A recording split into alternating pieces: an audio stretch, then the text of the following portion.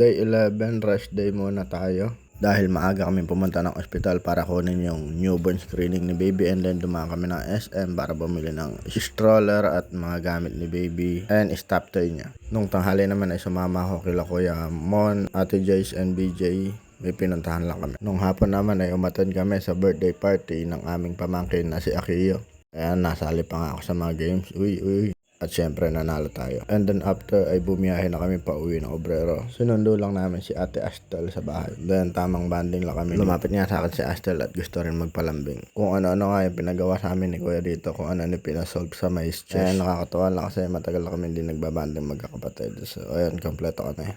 Nandun si baby, tamang tulog lang. Then lumibat nga ako sa kapitbahay at ayan, nagkakantahan ng mga anak ni Sita. At nagpicture nga kaming magkakamag-anak dahil ngayon lang ulit kami na kompleto. Umuwi kasi si Tita May galing ng ibang bansa kasama ang aming pinsan na si Michelle. So yun lang guys, bye!